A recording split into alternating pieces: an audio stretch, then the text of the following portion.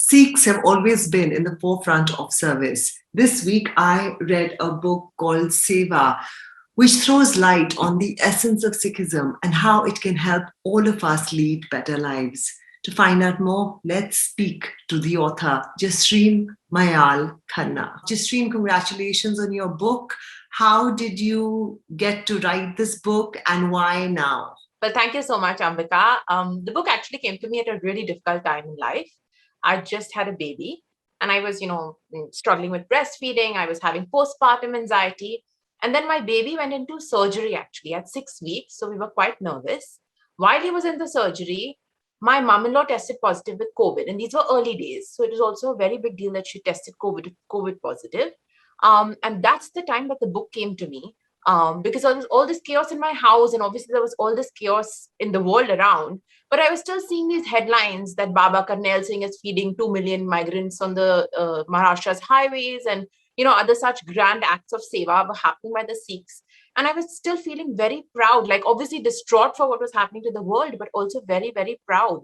And just being a proud Sikh and a journalist, I knew that I had to tell the story. I had to investigate it. And even for my son's sake, what values or lessons was I going to transfer to him as part of his legacy?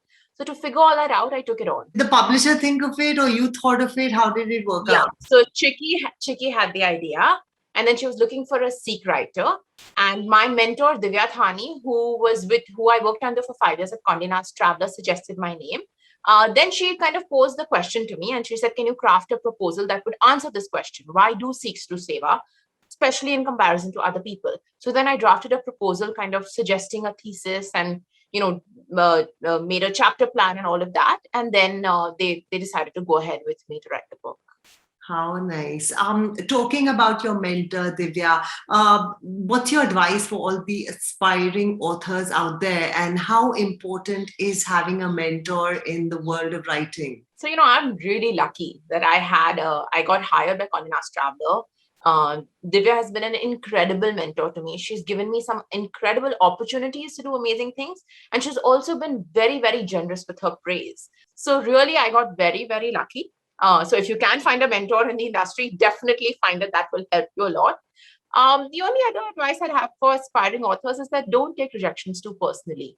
Sometimes it just takes a while. It comes your way at the right time. I left Condé Nast in 2016 to write a book, and I ended up writing it in 2021. So, I just gave it some time. I continued on with freelance. And then when the time was right or wrong, it came along and I grabbed the opportunity.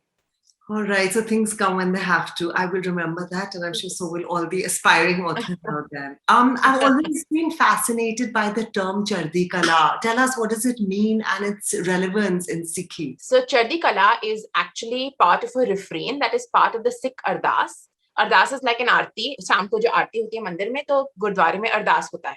The refrain is Nanak नाम चढ़ी कला तेरे भाने सर्बदा भला, and it translates to, with divinity comes an eternal positivity, and with God's will may there be prosperity for all. So the eternal positivity is the exact translation of Chardi Kala. People think of it as like a buoyancy, just kind of having an uplifted attitude in life. I'd say today it's actually especially relevant because we are living in a pandemic. Everybody has suffered on some level through the last 2 years. So building resilience in good times and especially in bad times is so, so important that I feel like this really helps. Sardar Sardanis will say Chardi Kala to each other every day in the Gurdwara. We'll say it at weddings and celebrations. We'll say it at funerals. But we'll also say it to each other when kind of life deals you a blow. You're like, Chardi Kala, come on, carry on, face it. It's okay. We must go on. We must hope tomorrow will be better.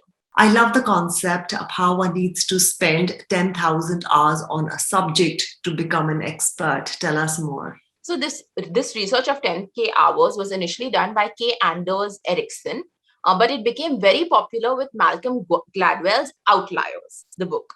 And I read this book in 2010 when I was just starting my journalistic career. And I am literally living proof, because by 2020 is when I had mastered writing journalistic articles. And that's when I switched to writing the book. Why this is important is because I feel you cannot overemphasize hard work.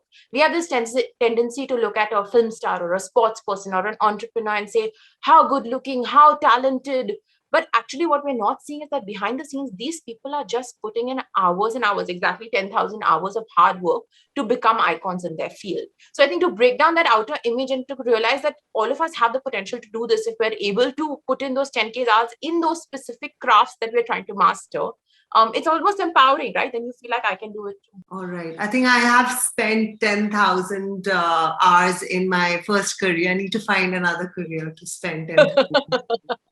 So I need a luck for that. You're very, very good at what you do. I think it'll translate very easily and nicely to whatever you choose next. I have to find that now.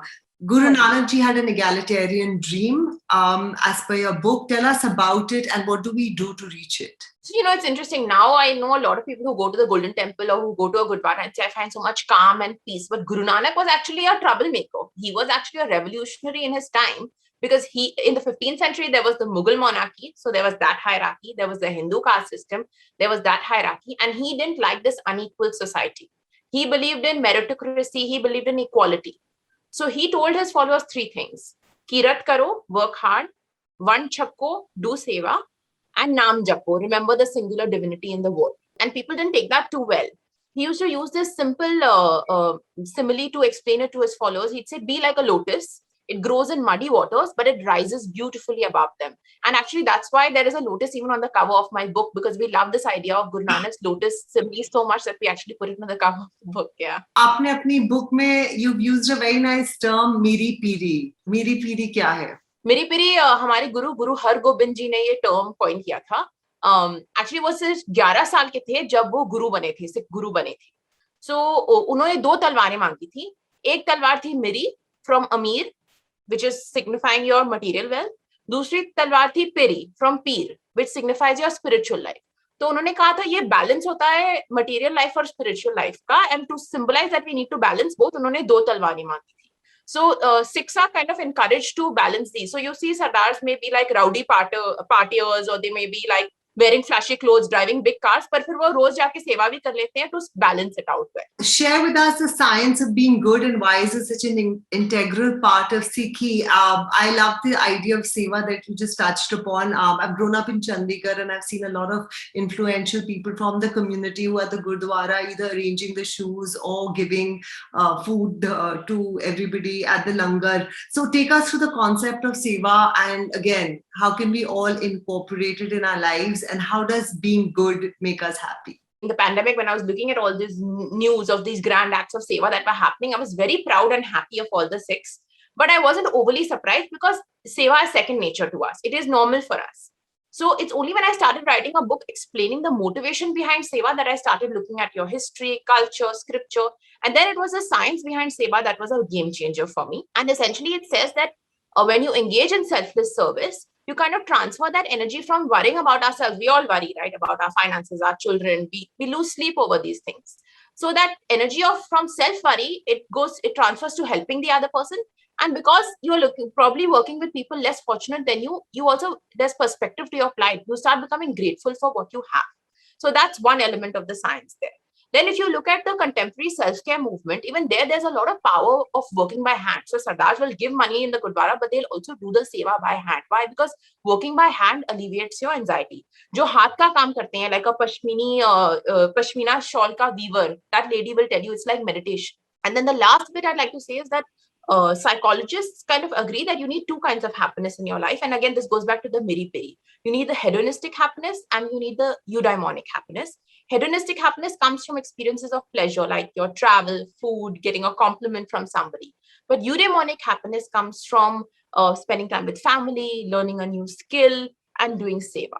So that would kind of be the science behind seva as it's explained in my book. All right, guys. So do read the book and try to incorporate seva in your daily life. Thank you so much, Jasreen. And thank you. Such a pleasure. And to everybody watching, thank you for your time. See you soon. Bye.